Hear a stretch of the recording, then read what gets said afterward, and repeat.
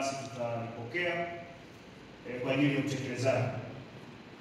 Lakini namba 2, shehe pamoja na viongozi wote wa dini, wale ambao wanatokea ndani ya mkoa wetu, lakini pia ambao wanatokea nje ya mkoa wetu wa Kilimanjaro, naomba nichukue fursa hii kuwafahamisha na kuwajulisha kwamba mkoa wetu wa Kilimanjaro uko shwari, uko salama kabisa.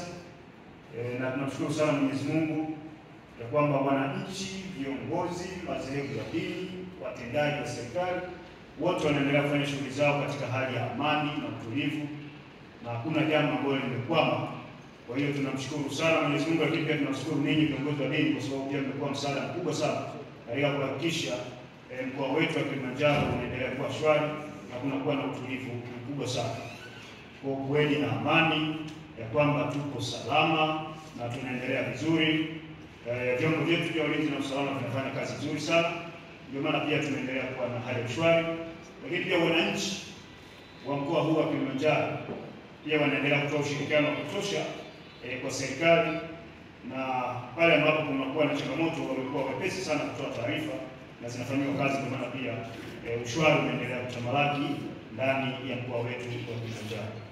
Wageni, karibuni sana, jisikieni mko nyumbani na jisikieni mko sehemu sahihi na sehemu salama sana. Maelezo wengine wamefika toka jana, toka juzi, naamini mtakuwa mmeona utulivu ndani ya mkoa wetu huu wa Kilimanjaro.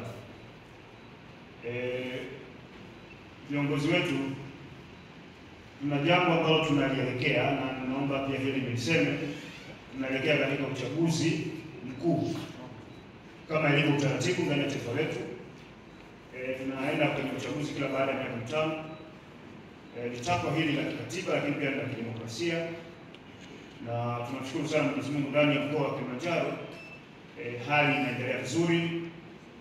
Wananchi wanaendelea kuwasikiliza wagombea vyama mbalimbali kama ilivyo ada kwenye kampeni, wanajitokeza kwa wingi kwenda kusikiliza, na tumeendelea kuhamasisha wajitokeze kwenda kusikiliza ili waweze kuwafahamu vizuri sera, mipango, mikakati na maono ya vyama hivyo na viongozi. Acha kwenda kwenye kauli mbiu ya kongamano hili ambayo inasema kupiga kura haki yetu. Kupiga kura ni haki yetu. Amani ya taifa letu ni wajibu wetu. Tunarudia. Kupiga kura ni haki yetu. Amani ya taifa letu ni wajibu wetu. Mambo mawili. Amani na haki. Si ndio? Amani na haki. Na Shehe wa mkoa katika hotuba yake ameangazia vizuri sana na kwa kina kuhusu amani, na akatuambia amani na Mungu, amani na nafsi yako, na amani na watu wengine. Hiki kitu amani ni nini? Amani ni hali ya utulivu, hali ya usalama na upendo kati ya watu au ndani ya jamii, mahala pale ambapo hakuna vurugu, hakuna chuki wala hofu. Hapo tunasema kuna nini? Kuna amani. Na haki ni nini? Haki ni utoaji wa kilicho sawa. Kilicho stahiki cha kweli kwa kila mtu. Kipindi chote cha tawala zote ambazo zimepita, ndugu zangu, bila ya shaka uzalendo ndio huchochea amani, ambapo leo sisi kwa upande wa Waislamu, upande wetu sisi tunakumbushana thamani isiyo na kifani ya amani. Tukitoka kwenye uzalendo, tumeshikamana na uzalendo wetu na kuipenda nchi yetu, lakini kubwa linalopelekea uzalendo huu ni kuzalisha kitu kinachoitwa amani.